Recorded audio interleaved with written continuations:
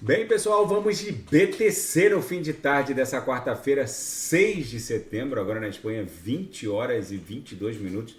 No Brasil, 15 e 22 da tarde.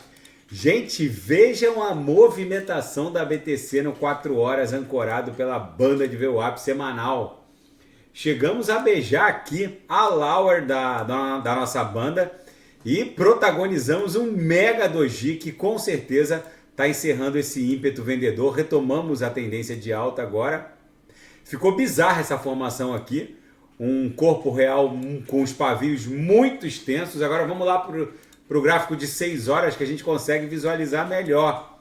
Aquela agulhada que havia rompido a Lauer aqui na banda de VWAP mensal. Estou no 6 horas ancorado agora pela banda de VWAP mensal. Foi uma grande armadilha de ursos e agora a BTC está se encaminhando para estressar a upper da banda de VWAP mensal, que está lá em 26.200. É para lá que a gente deve estar indo agora. Seria essa nossa próxima resistência.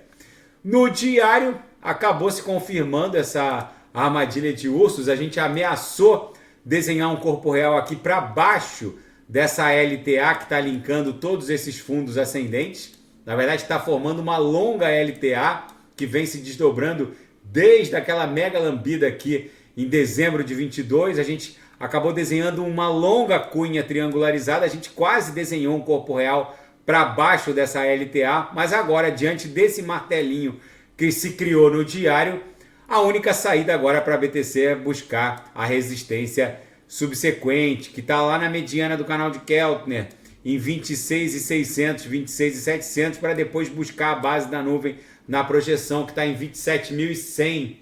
Vamos pular para o gráfico semanal para a gente entender a violência dessa movimentação. Agora eu estou no gráfico semanal, ancorado pela VWAP decenal e anual.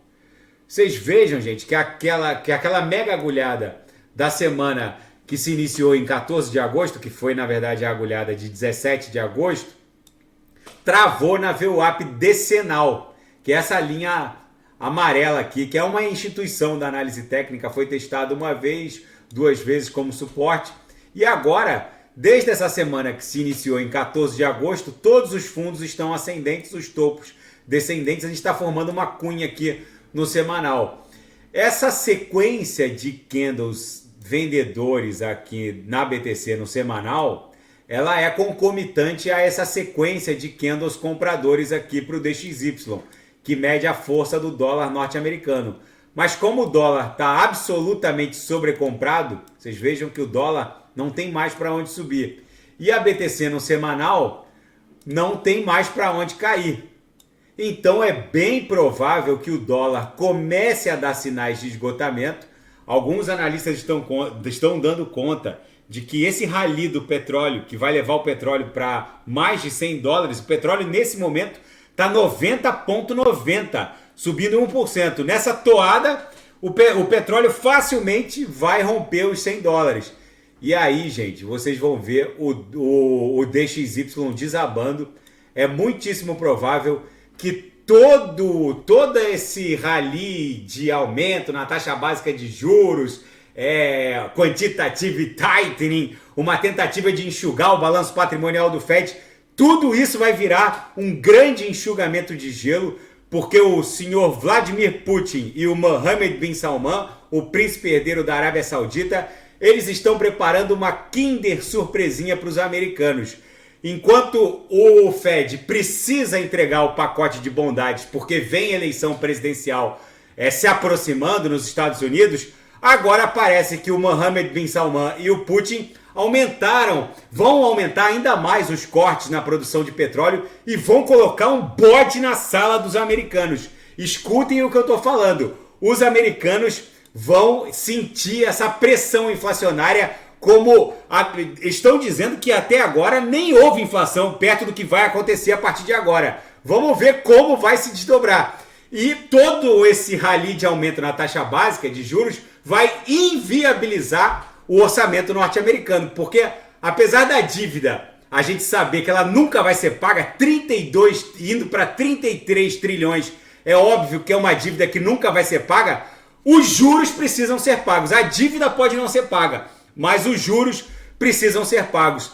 e o orçamento norte-americano não tem espaço para pagar juros em cima de 33, agora vai estar se encaminhando para 35 trilhões, agora que os americanos vão ter que explodir o orçamento com essa corrida armamentista nuclear. Vamos ver como vai se desdobrar. O DXY tombando aqui para um patamar de 99, é bem provável que a BTC no semanal exploda para algo ali em torno de 40 mil dólares. Na seara fática, o fundador do Tornado Cash se declarou inocente por ter criado um protocolo, um código aberto que está lá no GitHub. Qualquer um que tenha um mínimo de conhecimento de linguagem Solidity pode fazer o deploy na Ethereum Virtual Machine e fazer uso desse código aberto. Ele disse que ser acusado de lavagem de dinheiro por simplesmente usar um protocolo é como acusar uma fabricante de armas e revólveres ou pistolas, uma Taurus, por um homicídio. Ele não pode ser responsável pelo mau uso de um protocolo de código aberto que qualquer um pode fazer uso. Enfim, a comunidade jurídica está acompanhando esse caso porque vai formar um interessante precedente para o mundo cripto. E a Binance decide deslistar moedas de privacidade na Binance Bélgica.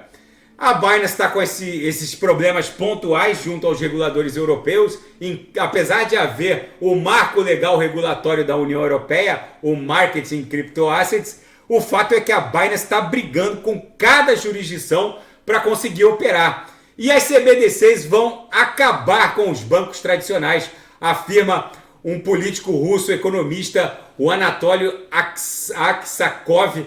Ele é chefe do Comitê Financeiro da Rússia. Ele acredita que a ascensão das CBDCs vão extinguir as casas bancárias tal qual nós conhecemos. E na seara geopolítica e finanças internacionais, o Senado dos Estados Unidos confirma o nome de Philip Jefferson para o cargo de vice-presidente do Fed, com mandato até 2036. Outros 2 diretores do board do Fed também tiveram os mandatos confirmados no Senado. O perfil desses confirmados para compor o comitê do Fed é um perfil parecido com o do Jerome Powell. Então o mercado meio que digeriu assim, como se não tivesse acontecido muita coisa. E o Antony Blinken, visitando Kiev, disse que a Coreia do Norte vai pagar um preço alto por fornecer armas à Rússia.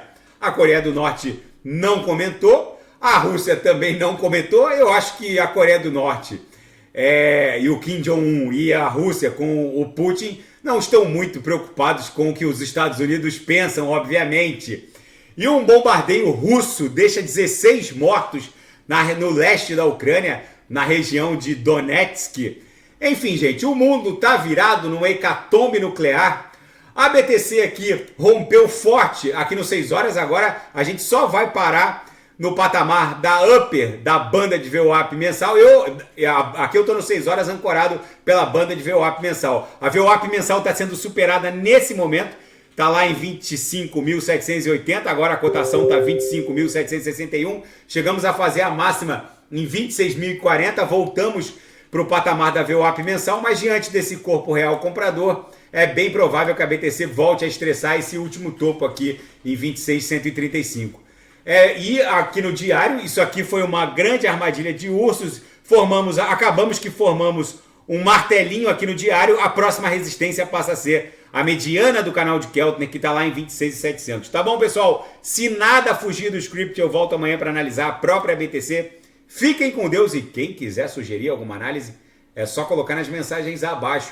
Grande abraço, até daqui a pouco.